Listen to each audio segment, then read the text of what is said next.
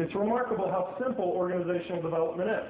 So tonight we're going to focus on teaming and what are the differences between a group and a team. Let's go back. So what are they? This group over here, you have 30 seconds. Work with your partner next to you. I want you to define a working group. This group over here, you have 30 seconds. I'd like you to meet with your partner and define one or two characteristics of a team. Ready, go.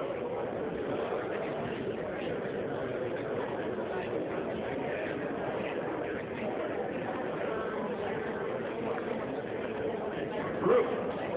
Let's hear from you. Free form. Characteristics of a group. No leader. People. No leader. Just people. Common skill set. No standard goal. No standard goal. We have a group of people. We need to get a group in line to do something. Could be a goal, but oftentimes it's loosely defined. A collection of individuals. How many of you are a member of a group at BioSite? Raise your hand. Almost all of you are, of course. Okay, team. Let's hear some characteristics of a team. Goals. Common goals. Alignment. A structure, a common purpose, a similar direction. A quarterback, clear roles, collaboration. Teaming is oftentimes sort of mixed with the common definition of a group. If you read Harvard Business Review or any airline magazine, any month, any day, any year, you're going to get some garbage definition of a team. It's all garbage. You have to define team operationally. Some common characteristics of a team and how it differs from a work group are the things that you just talked about.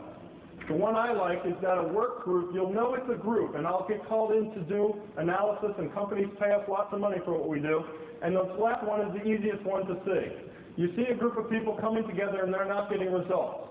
They're discussing ideas, they're making decisions, and they're delegating out with no sense of team accountability. They have individual accountability, no team accountability. A team discusses, debates, engages in dialogue, collaborates on a common goal, and shares in its accountability, and the individual accountability is subjugated to the team accountability. One of the markers of a high-performing business team. Just looking at two organizations that have teaming as a value. Who can recite your core values?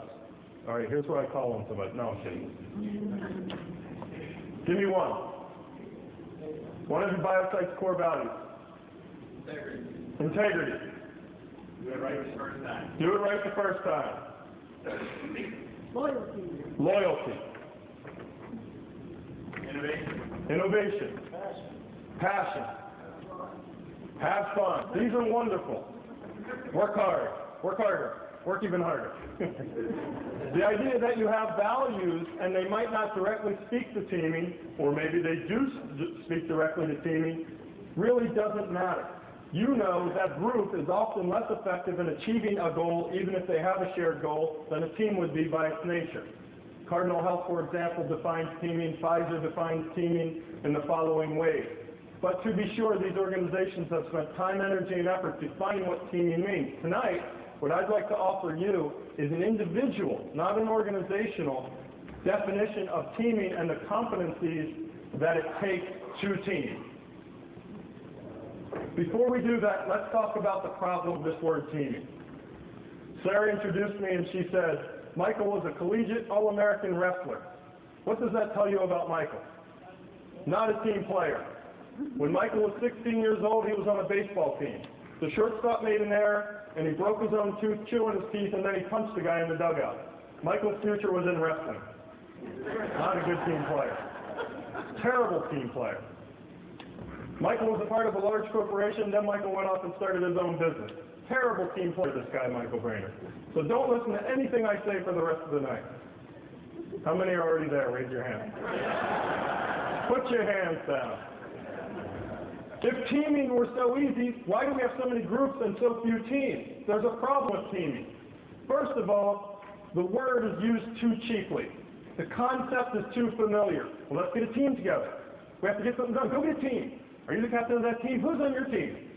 What team is responsible for that? I'm on this team. Don't talk to me because that's that guy's team. Teaming is overused. We're often talking about groups and we're defining the concept improperly. One, we have to have discipline to teams, because inherently we have to subjugate ourselves, and it's not easy to do that because we're ego-driven creatures. Who's seen the movie The Thomas Crown Affair? Great idea, isn't it? Why sneak around and try to steal art? That's why they have those sensors and everything. Create a million thieves, make them all look alike, and steal the art. They're not going to know which one did it. It's too easy. There's too many teams. There's too many definitions of a team. When you think about teaming, don't look to the organization to define what it should be. Look inside yourself to define what behaviors you need to do the things that are required to team, and we're going to talk about that in a minute. Teaming gets in the way of work itself. I hate going to meetings, I got work to do. This is the part in the presentation where I pick on Tom Watlington. Just kidding. That was supposed to be a joke. If you guys don't laugh, Tom's going to be mad at me. Please, one more time. Thank you.